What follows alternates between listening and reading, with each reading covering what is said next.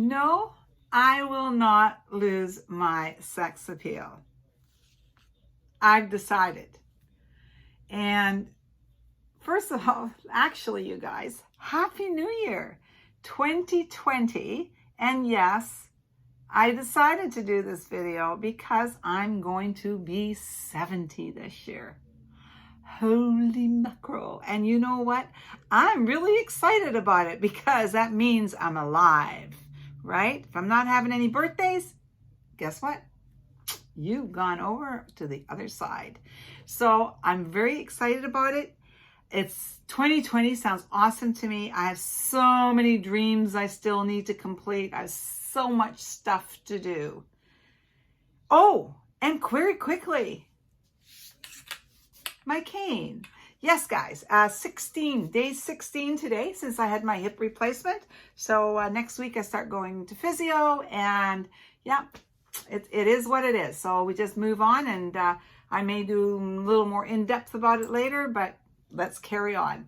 So I want to talk about sex appeal because there's a lot of talk about it these days. And I thought, well, you know, I'll tell you the person that I think has tremendous sex appeal and is absolutely gorgeous, and she's 80 years old. I think she was 80 in November, is Tina Turner.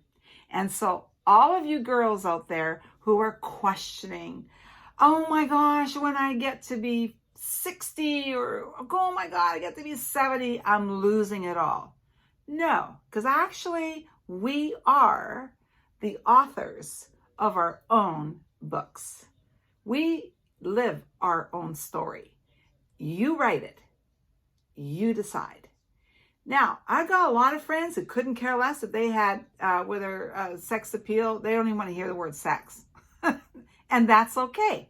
That's where they're at. That's okay. That's where they want to be at. That's okay. It's just, I like having sex appeal. But it's not, when you hear the word, everybody goes, oh, you talking about sex? You guys, the word sex appeal came to fruition somewhere between 1920 and 1925.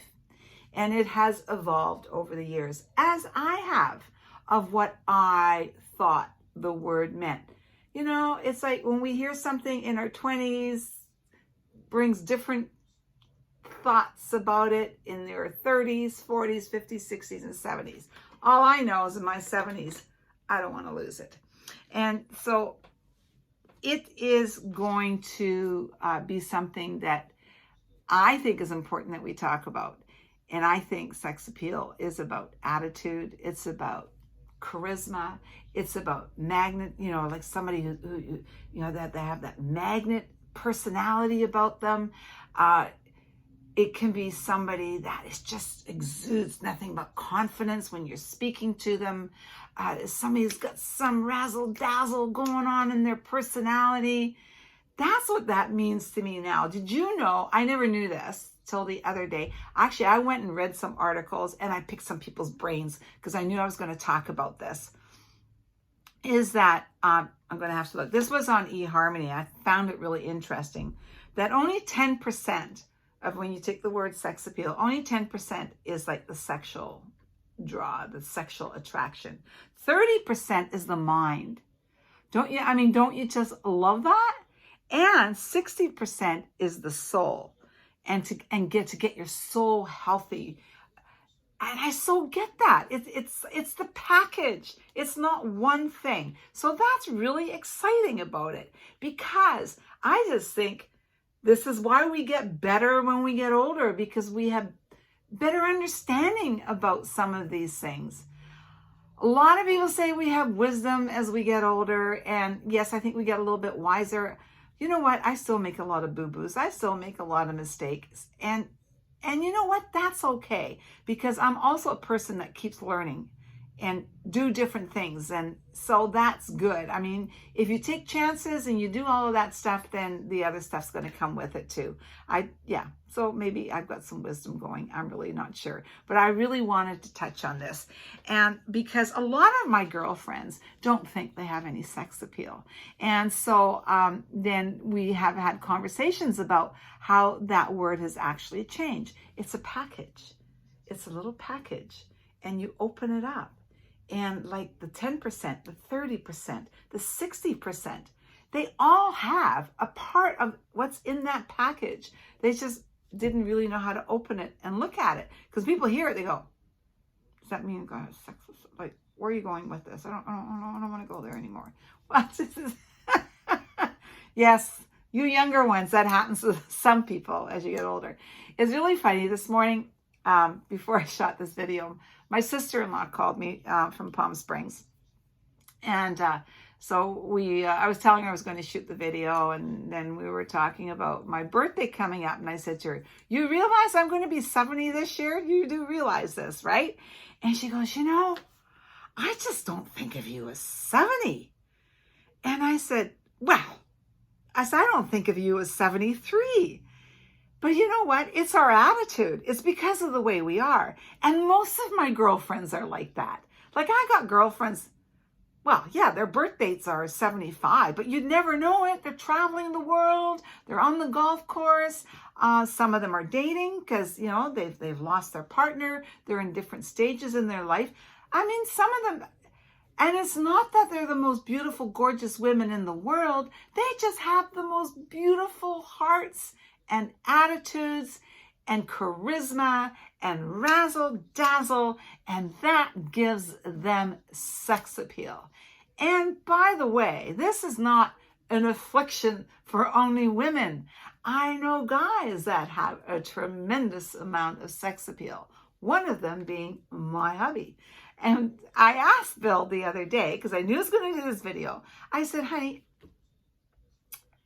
so when we met, was it just total sex appeal? And he said, because I was giving them the breakdown that I had found on eharmony. And he said, you know what? He said, initially it was sex appeal. And not that I was all that gorgeous when he met me. But I was okay. I was pretty. But then he said, the nicest thing, any woman, for me anyway, he says, you know what? I really, really quickly fell in love with your heart. What the kind of person you were. Huh? How cool is that? Right? So, and that's exactly, and it's going to be different things for different people. I grew up in the 60s. I want to share this quickly with you. And I did some freelance modeling later, in the late 60s.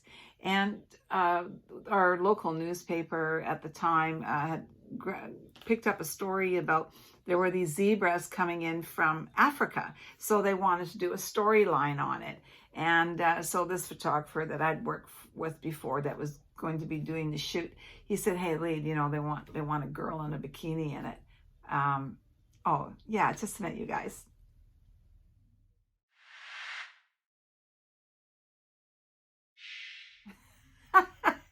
Yeah, that's me. Okay, yeah, Twiggy days.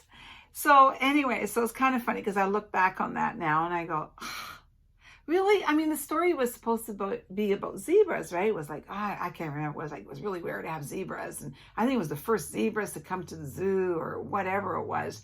But you know what? They needed a little sex appeal, I guess, to get the story to fly. And it was on the front page of the newspaper. And you know what? Oh, I can remember my parents absolutely flipping out because they just said it was absolutely disgusting that I did this. And you know what? I have absolutely no regrets because you know what? It was totally harmless. What the heck? And it's part of my story, part of my journey. And you know what? I'm glad I did it. And I have probably grown out of that. Well, of course, my body has totally changed since then. But I love the fact when I met my husband, this is an interesting story about sex appeal. I don't know how many of you know, but Bill's about 4 inches shorter than I am. 30 years ago, people would remind me, it's they say, you're taller than him, right? And then and my girls would say, because it's our second marriage, Mom, you're not going to wear high heels when you're going out. You're going to be 6 inches taller than Bill. I said, so? And that's what made us so cool. Because you know what? We were both so confident in who we were. Him, he's professional, he's confident, doesn't have any short man syndrome going on. He wasn't hung up about the fact that he was swinging some sweetie off his arm that was 6 inches taller than him. He was happy to call me his beautiful wife. And I had no problem with the fact that my husband was 6 inches shorter than me. In my eyes, because of his personality and his confidence, he stood 6'5", and he still does. So that was the sex appeal. And so I think you need to figure out for you what it is, but girls, you never have to lose it, because it's not about sex. It's about a draw, charisma, razzle dazzle. You got it. And I really, truly believe, I mean, I've got girlfriends who go, I'm not even going to go there. We don't want to have this conversation. But they have it.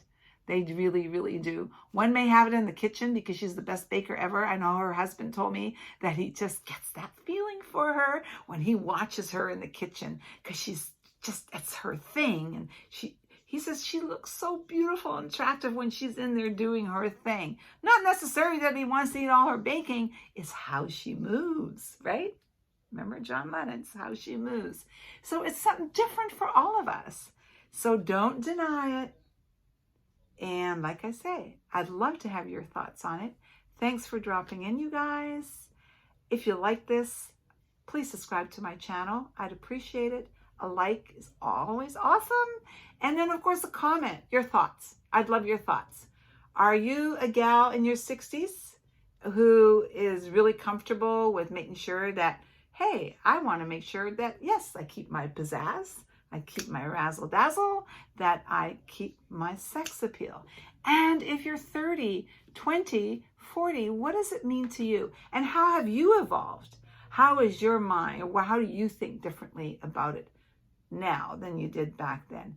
Anyway, guys, thanks for dropping in.